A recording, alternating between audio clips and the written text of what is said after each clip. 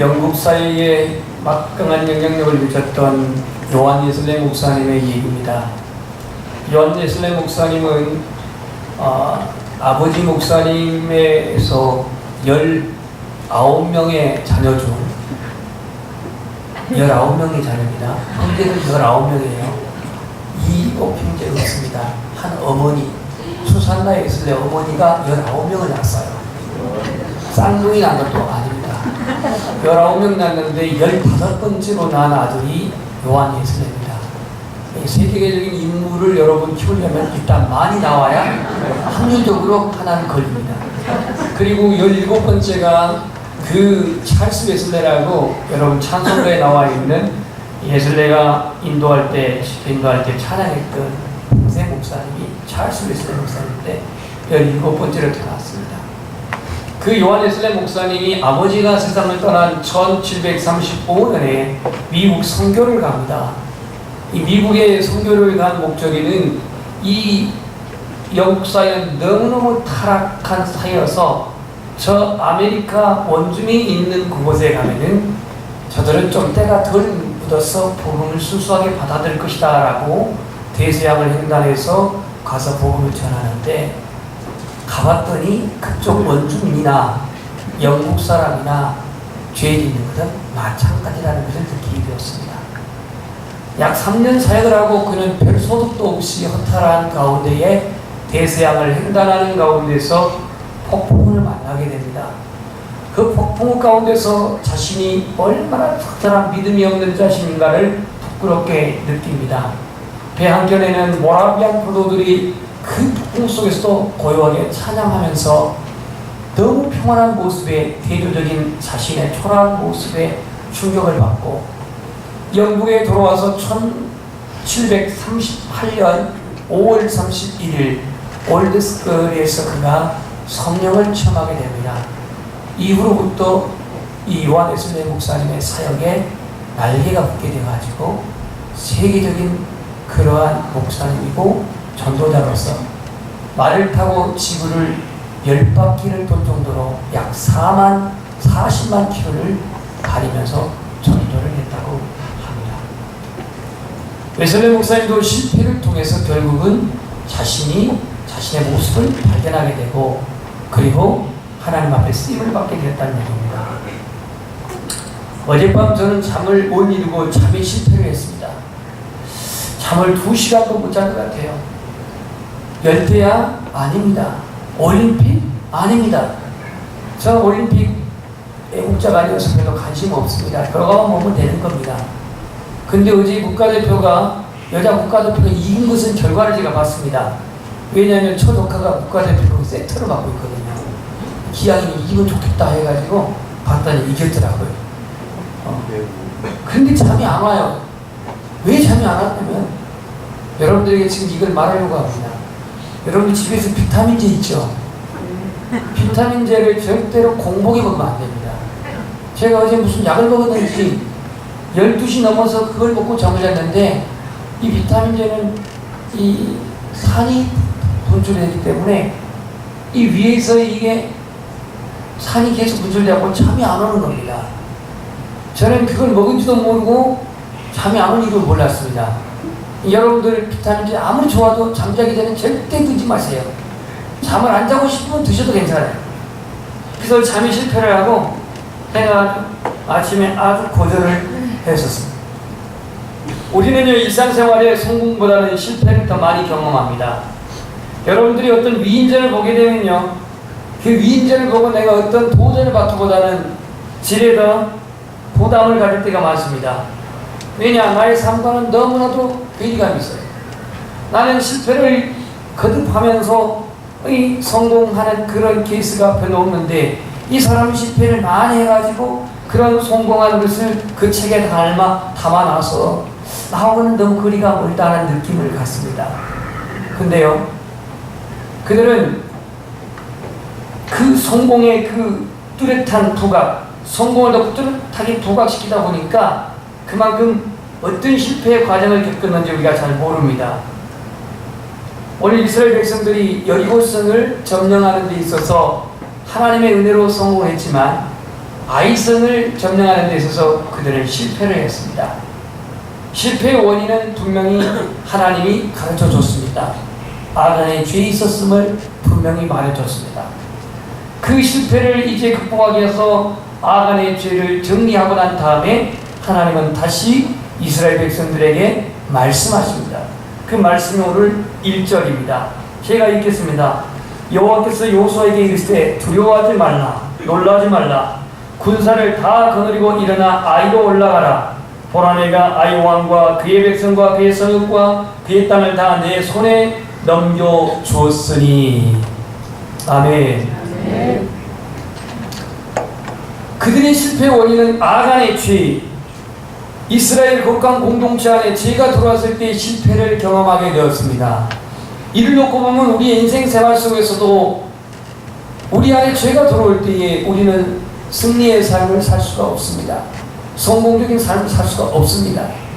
내가 죄를 마음껏 짓고도 승리의 삶을, 성공적인 삶을 산다고 한다면 이건 하나님의 정의가 내 안에 존재하지 않는 겁니다. 그들이 죄를 다 정리했을 때 하나님은 다시 여호수아에게 말씀하여서 두려워하지 말라, 놀라지 말라. 이것은 여호수아 입장에서 거듭된 말씀입니다. 하나님과의 관계가 회복된 것이죠. 하나님이 다시 너희의 승리를 보장하겠다고 하는 언약의 말씀입니다. 우리 안에 혹 거듭된 실패로 말미암아 내 인생이 허무하고 내 인생이 너무 처참하다고 생각한다면 혹 하나님 앞에서 내가 정리되어야 할 죄가 뭔지를 발견하시고 그 하나님이 나에게 일러준 그 죄를 깨닫고 회개할 때에 우리는 그 실패를 디딤돌로 삼아서 다시 일어설 줄 믿습니다. 오늘 본문에서 우리의 인생의 거듭된 실패에서 어떻게 우리는 다시 일어설 수 있는가, 다시 말해서 실패에서 성공으로 가는 몇 가지 원리를 오늘 이 본문에서 말해주고 있습니다. 첫 번째 우리가 기억해야 할 것은 한번 따라서 하겠습니다. 한 번의 실패를 두려워하지 말라. 우리의 삶 속에는 성공보다도 실패를 더욱더 많이 경험합니다. 나의 능력이 출출하고 재능과 실력이 출중하다 할지라도 성공보다는 실패를 더 많이 경험한 것이 우리들의 삶의 모습입니다. 한 번의 실수, 한 번의 실패, 한 번의 범죄가 하나님 앞에 버림받지 않습니다. 한 번의 실수가 우리의 인생의 패배를 온전히 확정지을 수 없습니다. 윤리적으로 아브라함도 실패를 경험했고 모세도 실패를 경험했고 다윗도 실패를 경험했지만 하나님께 버림받지 않았습니다. 아간의 범죄는 민족적인 커다란 비극이었지만 그러나 그 비극은 회복될 수 있는 비극이었습니다. 아이성의 패배의 원인 제국이 된 아간의 죄가 정리되어지자 하나님은 다시 나타나셔서 말씀하십니다. 오늘 우리 안에 하나님의 음성이 들려지기를 소망합니다. 하나님의 약속이 내게 확신으로 다가오기를 소망합니다. 그렇기를 원한다면 여러분들이 실패된 원인을 규명하고 실패된 원인을 깨닫고 그래서 하나님 앞에 관계가 회복되어질 때에 우리 하나님은 다시 그 실패의 자리에서 우리를 일으켜 세울 줄 믿습니다. 한 번의 실수, 한 번의 가오, 이것 때문에 하나님이 우리를 포기하거나 버리지 않습니다. 사실 아간이 범죄했을 때 하나님은 그에게 회개의 기회를 줬습니다. 그 지파별로 제비 뽑기를 할 때에 전차적으로 그 아간의 지방까지 접근해 올 때에 그는 하나님께 회개의 기회를 분명히 가질 수 있었는데 결국은 그 시기를 놓쳐버리고 말았습니다. 이것은 가룟유다도 마찬가지입니다. 예수 그리스도를 은 30을 팔아버렸던 가룟유다가 분명히 회개의 기회를 줬지만 그는 자기의 죄에 대해서 후회는 했어도 회개하지 않았습니다. 베드로는 주님을 모른다고 3번이나 부인했지만 그러나 그는 회개했습니다. 이 베드로는 주님이 베드로를 버리지 않았습니다. 오늘 우리가 실패를 경험했을 때에 그 자리에 머물러 있지 말고 아버지께로 하나님께로 돌아오시기를 소망합니다. 아멘. 미국 대선 11월 달에 있는데 트럼프냐 힐러리냐, 부동산 재벌 출신 트럼프냐 변호사를 시작해서 정부 요직을 두루 경험한 이런 인텔리전트인 힐러리냐, 미국 대통령 중에서 가장 서민적이고 얼굴로 보면 가장 못생긴 지도자 중에 한 명 링컨은 그야말로 그는 서민 출신이지만 그는 여러 가지 실패를 거듭한 끝에 그는 대통령까지 하게 되어 하나님께 쓰임을 받았는데요. 그 링컨이 가장 좋아하는 메시지 로마서 8장 28절입니다. 하나님을 사랑하는 자 그 뜻대로 부르심을 입은 자들에게는 모든 것이 합력하여 선을 이루느니라. 선을 이룬다고 하는 이 말씀은 공감하는데 중요한 것은 하나님을 사랑하는 자, 하나님을 사랑하는 자, 하나님을 사랑하는 자 그 뜻대로 부르심을 입은 자들에게는 때로는 실패도, 때로는 실수도, 때로는 실족함도 합력하여서 선을 이룬다고 말씀하십니다. 실패도 절망도 실족한 것도 합력하여 선을 이루게 하시는 분이 하나님이십니다. 하나님. 이스라엘 백성들 아이성 전투에서 비참한 패전을 경험했습니다. 그 패배의 원인을 발견하고 죄악을 제거했을 때 하나님은 오늘 약속의 말씀을 8장 1절에 주셨습니다. 이제 내 손에 저 아이성의 왕과 백성들 그 성읍을 다 넘겨주었으니 2절 너는 여리고와 그 왕이 행한 것 같이 아이와 그 왕이 행하되 오직 거기서 탈취한 물건과 가축은 스스로 가지라. 여리고 성에서는 모든 것들을 다 멸하라 그랬는데 여기서는 왜 가지라 했을까요? 하나님께 전리품은 다 하나님께로 가져오라고 했어요. 개인에게 그것은 취하지 말라고 했어요. 그런데 아간이 취했습니다.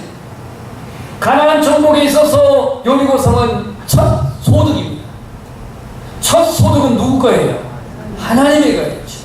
근데 아이성의 것은 첫 소득이 아닙니다. 두 번째 겁니다. 두 번째 것은 너희들이 다 취하라고 말했습니다. 오늘 이 하나님의 말씀은 구체적으로 어떻게 이 아이성을 점령해야 할 전략까지 말씀해 주었습니다. 그 전략은 복병을 세우라고 하는 전략이고, 아이성은 처음 갔을 때 정탐꾼들이 한 군사 2, 3천 명만 가져갑시다 그렇게 말했는데 여기서는 군사 3만 명을 뽑아가지고 올라갑니다. 3만 명, 10배입니다. 10배.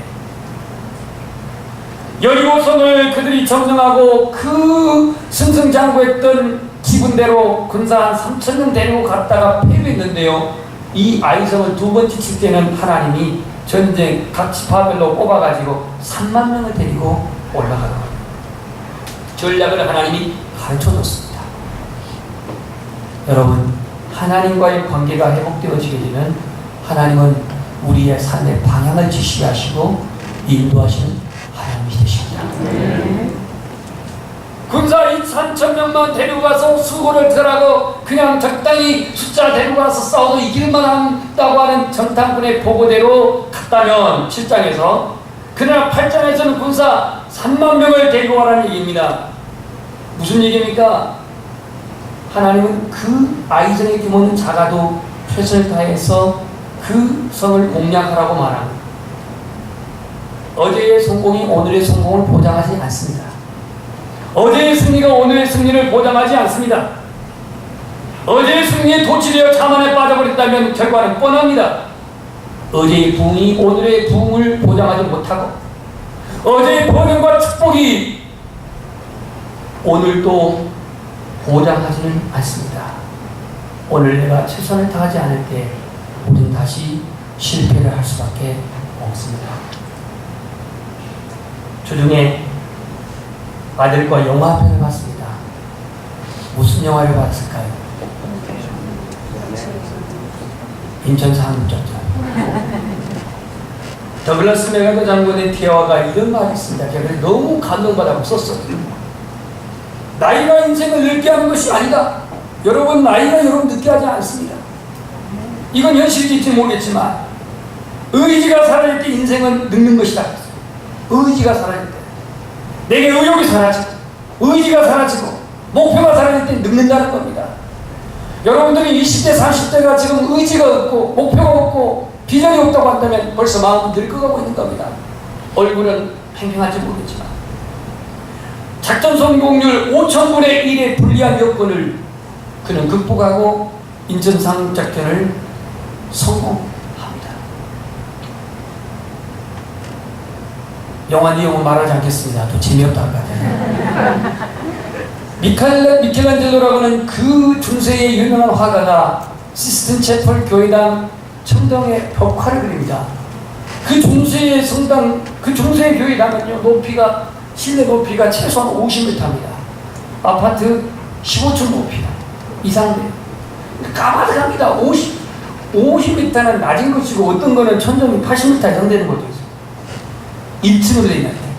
그래서 이 미켈란젤로가 밧줄에 몸을 묶어가지고 천장에서 그림을, 벽화를 그리고 있습니다. 얼마나 정성을 다해서 그리고 있는데, 그 미켈란젤로 친구가 와가지고, 어이 친구 이보게, 그 섬세한 부분은 여기서 막 보이지도 않는데 뭘 그렇게 신경 써서 그리는가, 그냥 적당히 그려놓고 내려오게. 그랬더니 미켈란젤로가 그림을 그리다가 잠깐 고개를 보면서, 여보게, 이 그림을 다 그린 후에 그림의 성과가 어느 정도인지 누가 가장 잘 알겠는가? 그거야 자네가 잘 알겠지. 맞네. 내가 알고 하나님이 아는 이상은 나는 대충 그럴 수가 없네. 결국 그렇게 섬세하게 최선을 다 그렸기 때문에 그 중세의 그림 작품이 지금도 세계적인 명화로 남겨있지 않습니까? 여러분 인생에 있어서 실패는요, 적당이라고 하는, 대충이라고 하는 이런 사고방식에서 우리의 삶에 접근할 때에 우리는 진정으로 목적에 이를 수가 없습니다. 자신의 삶에 최선을 다했는지, 노력을 다했는지는 내가 알고 하나님이 아십니다. 올 여리고성을 재차 침공할 때는 3만 명의 군사를 이끌고 복병까지 세워놓고 그렇게 전투를 했던 것을 알 수가 있습니다.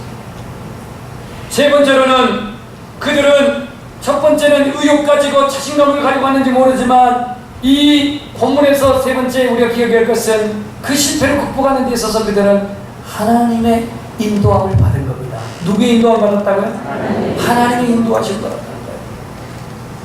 때로는 지도자가 지나친 자신감으로, 지나친 자신의 자신감으로 하나님을 앞서가 시행착오를 할 때가 많습니다. 대부분 부흥강사님들이 이런 좀 시행착오를 많이 하는데요, 그냥 하나님은 위대하시다라고 하는 건 믿는 건 좋은데 하나님의 인도함을 받지 않고 그냥 밀어붙여가지고 시행착오 할 때가 많아요.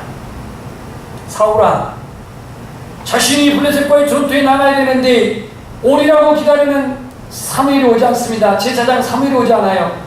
그래서 이제 그 전투에 나가려면 하나님께 번제를 드리고 나가야 되는데 사무엘이 기약이라도 안 오니까 결국은 사울왕이 뭘 해요? 번제를 드립니다. 자기가 제사를 드려요.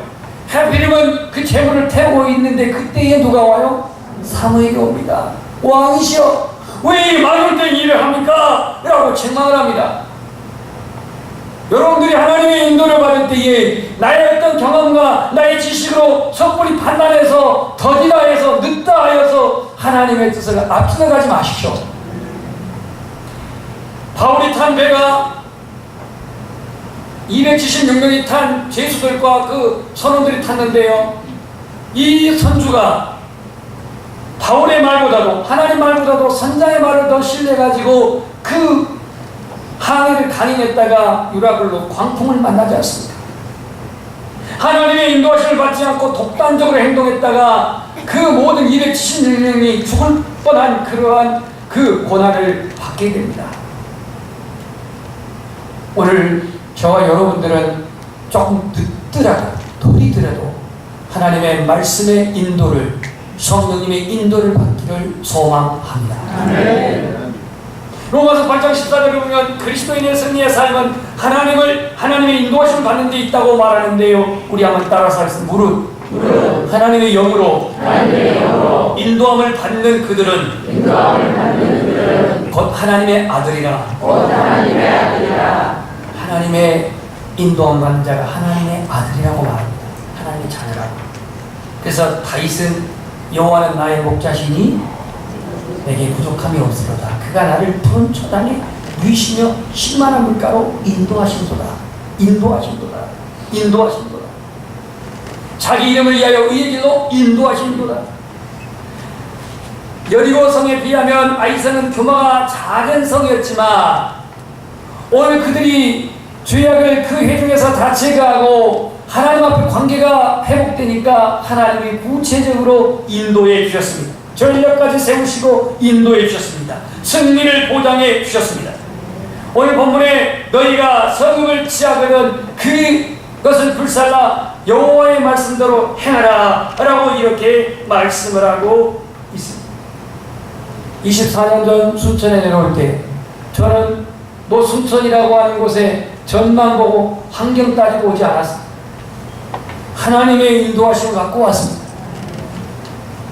당시에 개발 중인 경기도 안산 지금 100만 명이 넘습니다. 제가 개척할 당시 안산은 한창 개발 중에 있었습니다. 현장으로 가봤습니다. 그 당시에 지금 대표적인 교회인 안산 동산교회 김인종 목사님, 안산 고등학교라고 하는 미션 학교도 적었습니다만은 그 당시에 안산 그 동산교회가 그렇게 크지 않았습니다. 그래서 안산이 개발도시였기 때문에 그곳에 가서 개척을 해야지라고 생각을 했는데 하나님의 인도하심은 아니었습니다. 16년 전 예배당을 건축할 때도 즉흥적으로 하지 않았습니다. 집사님들을 건축합시다. 제가 선동하지 않았습니다. 하나님의 인도하심을 받았습니다. 여러분들이 믿고와 믿고를 따라서 꿈으로 하나님이 보여주셨고 집사님들에게 환상 등에 보여주시고 인도하심을 받아서 건축을 한 겁니다. 삶의 중요한 결정을 위해 하나님의 인도를 구하시고 주의 말씀을 따라서 여러분의 삶이 그렇게 인도되시기를 주님의 이름으로 축복합니다. 시편 115편 109절에 보면 주의 말씀은 내 발의 등이요 내 길에 빛이니라 라고 말씀하고 있습니다. 우리가 하나님과 바른 신앙 관계를 맺고 죄의 문제를 해결을 받고 하나님 앞에서 바른 양심을 회복하며 성령의 인도를 받을 때 하나님은 우리를 인도하십니다. 승리 가운데로 인도하십니다. 쉴만한 물가로 인도하십니다. 때때로 우리 인생이란 정글에서 우리는 길을 잃고 방황할 때가 있습니다. 공포와 불안이, 염려와 근심이 우리의 마음을 지배할 때도 있습니다. 그러나 두려워하지 마십시오. 염려하지 마십시오. 불안해하지 마십시오. 내일의 실패를 염려하지 말고 오늘 하나님과 동행하십시오. 여리고성에서 벌어진 죄, 근본적으로 죄는 성도의 삶의 실패의 원인을 가져옵니다. 다윗의 간음죄는 왕권이 쇠퇴하는 결과를 가져왔고, 솔로몬의 왕락은 나라가 분열되는 그런 결과를 가져왔고, 아합의 우상 숭배는 3년 6개월이라는 가뭄을 가져오는 고통을 갖고 계셨습니다. 우리가 실패의 자리에서 일어나기를 원한다면 하나님과의 관계를 회복하십시오. 죄악을 버리십시오. 하나님이 싫어하는 일을 버리십시오. 하나님의 관계가 더 친밀해지십시오. 그렇다면 우리는 실패의 자리에서 반드시 일어설 줄 믿습니다. 여호와의 손이 짧아 본치 못하심이 아니요 여호와의 귀가 둔하여 듣지 못하심도 아니라 오직 너희 지약이 너희와 너희 사이를 갈라놓았고 너희 죄가 그 얼굴을 가려서 듣지 못하시게 함이니라 그랬습니다. 미국의 강철한 카네기는 실패한 사람들의 10가지 공통점을 이렇게 말했습니다. 첫 번째, 모든 책임을 남에게 전가한다. 이런 사람들은 핀잔을 받을 때 본능적으로 핑계를 댑니다. 둘째, 열등의식과 자기 비하에 젖어있고, 셋째, 삶의 목표가 없고. 실패한 사람 10가지 공통점입니다. 모든 것을 너무 쉽게 포기하고 과거에 지나치게 연연하고 독창력이 없고 계획 없이 생활하고 인생의 지름길을 찾느라 많은 시간을 허비한다는 겁니다. 인생 대박을 꿈꾸며 성공의 왕도만 찾아다닌다는 겁니다. 9번째, 자신의 능력에 대한 신뢰가 없고 10번째, 패배에 대한 실패에 대한 원인 분석 없이 실패를 그대로 인정한다는 겁니다. 이 10가지 공통분모로 나와 있습니다. 톨스토이라는 문학가는 사람이 실패했을 때 4가지 반응이 나오는데요. 첫 번째는 실패에 대한 충격으로 술을 마신대요. 술. 잊어버립니다. 두 번째, 시비에 빠져 삶을 포기한대요. 세 번째, 실패를 원망하고 아예 냉담해진다는 겁니다. 마음을 닫아버려요. 네 번째, 실패를 받아들이고 마음을 더욱 다져가며 시련을 참아낸다고 합니다. 이런 사람 많지 않습니다. 에디슨, 카네기, 처칠, 링컨, 이 많은 사람들은 실패를 무수히 경험했지만 과거의 실패의 불행에 그들은 젖어서 묶여있지 않고 긍정적인 사고로 다시 일어났습니다. 이 전구를 개발한 이 토마스 에디슨이 9,999번을 실패했는데요. 친구가 와서 전기 필라멘트 그걸 9,999번을 실패했다고 그렇게 말하니까 이 에디슨이 뭐라고 했냐면, 나는 9,999번을 실패한 게 아니라 나는 한 가지 사실을 9,999번을 했는데 이것으로는 안 된다는 사실을 알았다는 거예요. 그것이 그거잖아요. 그런데 생각의 차이가 실패라고 여기지 않고 9,999번 했더니 그걸로는 이게 안 된다는 것을 알게 됐다 이거예요. 그래서 다시 도전해가지고 10,000번째 그것을 해발했다는 겁니다. 여기 여러분들 실패를 경험한 분 많을 거예요. 저도 입시에 실패해봤습니다. 대학도 실패해보고 대학원도 실패해봤습니다. 여러분들도 대학 진학에 실패해본 사람들, 또 입시, 입사, 대학, 또 시험에 실패하신 분들도 있을 것입니다. 사업에 실패한 분도 있을 것이고 결혼에 실패한 분도 있을 것입니다. 인생의 전반적으로 그런 실패의 연속이라고 생각하는 분이 있을지 모르지만 그렇지 않습니다. 실패 앞에서 우리는 포기하지 않는 다시 기회는 우리에게 있습니다. 만리장성이 어디 있죠? 중국에 있습니다. 만리장성은 진시황제 때부터 쌓기 시작했다고 하는데요. 높이가 9m라고 합니다. 폭이 5m라고 합니다. 그것도 산 비탈진 데다가 성을 쌓아가지고 높이 9m에 폭 5m, 웬만해가지고 성을 기울이지 못하게 그렇게 절벽에다가 세워놨고, 그리고 웬만한 폭격이 견디도록 5m의 두께에 웬만한 적이 돌아서 돌아오지 못하도록 3,200km, 거의 한 10,000리를 성을 쌓은 겁니다. 그런데 이 만리장성이 100년 동안 3번 뚫렸대요. 어떻게? 기어 올라가서? 아니요. 폭으로 돌아서? 아니요. 뺑 돌아가고? 아니요. 어떻게 만리장성을 3번이나 들어갔을까요?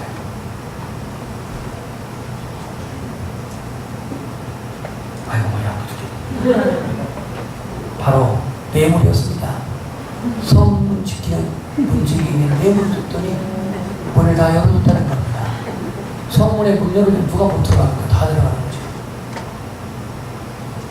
만리장성보다 더 높은 저 바벨론 성은 높이가 100m인데도 불구하고 들어갔대요. 왜냐?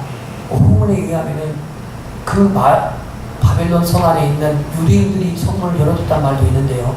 그거는 알바가 없고요.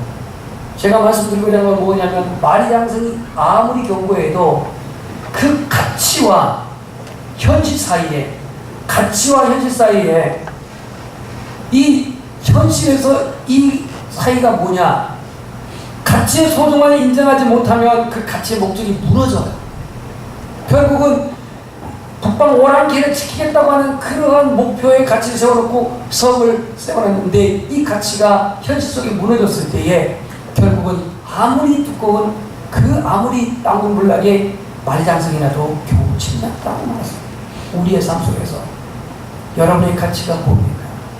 인생의 가치가 뭡니까? 그 가치의 목적이 무너질 때 우리는 실패를 경험할 수밖에 없습니다. 말씀을 정리하겠습니다. 한 번의 실패는 우리가 할 수도 있습니다. 그러나 하나님은 그 실패 때문에 우리를 포기하지 않습니다. 우리는 그 실패를 통해서 교훈을 얻습니다. 그리고 우리가 이 실패에서 다시 일어서기 원한다면 그 상황에서 다시 우리가 놓쳤던 것을 다시 회복하여서 최선을 다해야 되겠고, 하나님의 인도하심을 받을 수 있기를 소망합니다. 여러분들이 하나님을 의지하고 살아간다고 한다면 인생의 수고한 결정의 길목에서 방황할 필요가 없습니다. 왜냐? 하나님은 우리의 갈 길을 아시며 우리를 인도하시기 때문입니다. 우리 안에 있는 과거의 실패라든지 어제의 실패라든지 그 실패가 도리어 나의 인생의 그 승리의 길로 나아가는 그런 전환점이 되시기를 주님의 이름으로 축복합니다.